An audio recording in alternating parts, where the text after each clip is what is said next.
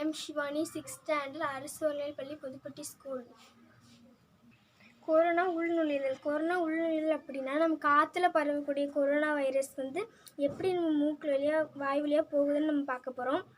மூச்சிடும் போதோ வாய் வழியாக பேசும்போதோ நம்ம மாஸ்க் போட்டு தான் பேசுகிறோம். இல்லை மாஸ்க் போடாமல் இருந்தோம்னா இந்த மாதிரி வாய் வழியாகவோ மூக்கு வழியாகவோ போகும். அந்த மாதிரி நம்ம பேசும்போது வாய் வழியாக போய் அது நுரையீரலுக்கு போய் பாதிக்கும். நுரையீரலுக்குள்ளே போய் மூச்சுக்குள்ளையில் அடைக்கும் போது நமக்கு மூச்சு திணறல் ஏற்படும். அப்போ தான் கொரோனா வைரஸ் நமக்கு நோய் உண்டாகுது.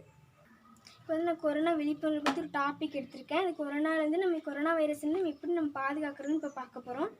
அதாவது நம்ம மாஸ்க் போடாமல் எங்கேயுமே வெளியே போகக்கூடாது. மாஸ்க் போட்டு தான் நம்ம எப்பவுமே வெளியே போகணும். மாஸ்க் போடாமல் வெளியே போகணுன்னா இப்போ நம்ம பார்த்தோம் இல்லையா, அந்த மாதிரி வாயிலையோ மூக்குலேயோ நம்ம கொரோனா வைரஸ் பாதிக்கப்படும். அப்புறம் நம்ம வெளியே விளையாட போகும்போதோ இல்லைனா நம்ம வெளியே ஹோட்டல் ஷாப்பிங் இந்த மாதிரி போயிட்டு வரும்போது நம்ம கையில் நிறைய ஜெம்ஸ் இருக்கும்.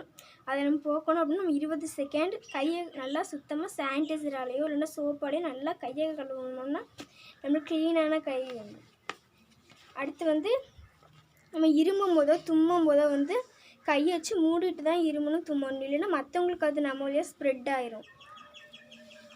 நம்ம பெரியவங்க எங்கேயாவது வெளியே போகும்போதெல்லாம் அவங்கள மாஸ்க் போட்டு தான் வெளியே போக சொல்லணும்.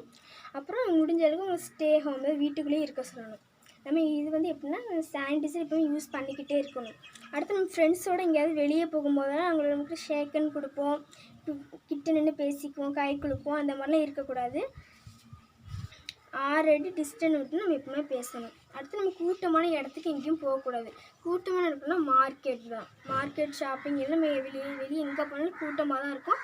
இந்த மாதிரி நம்ம கூட்டமான இடத்துக்கும் போகக்கூடாது, கூட்டமாக நம்மளும் கூடக்கூடாது. அது என்னென்னா ஹெல்த்தி ஃபுட். நம்ம எப்போவுமே ஹெல்த்தி ஃபுட் தான் சாப்பிட்ணும்.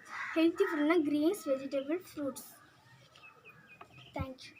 கையை இப்போ ஏன் நம்ம சுத்தமாக கழுவணுங்கிறது நான் ஒரு சோதனை செஞ்சு காட்ட போகிறேன். இப்போ நான் பவுலில் தண்ணி எடுத்துக்கிறேன். அதில் லைட்டாக பெப்பர் போட்டு போடுறேன். இப்போ இந்த பெப்பர் போட்டு தான் கிருமி, ஓகேவா? இப்போ அந்த கிருமிக்குள்ளே என் கையை விடுறேன். விடும்போது என் கை ஃபுல்லாக இப்போ கிருமி ஆயிடுச்சு. இப்போ நான் நம்ம சோப்பு தண்ணியில் எதுக்கு கழுவணும்? சும்மா கை கழுவுனாலே கொரோனா வைரஸ்லாம் போயிடும்னு சொல்லிட்டு நான் சும்மா கழுவுறேன். நான் எனக்கு போகலை இன்னும். அதனால் என்ன பண்ணுறேன்னா சானிடைசரால் மறுபடியும் கழுவுறேன். கழுவுனதுக்கப்புறமா இப்போ நான் கிருமிக்குள்ளே கையை விடும்போது கிருமி எல்லாம் இப்போ தூரம் போகுது. இதில் என்ன போகுதுன்னா நம்ம எப்போவுமே சானிடைசர் யூஸ் பண்ணிக்கிட்டே இருந்தால் தான் நம்ம நோயிலேருந்து வாழ்க்கையே வாழலாம்.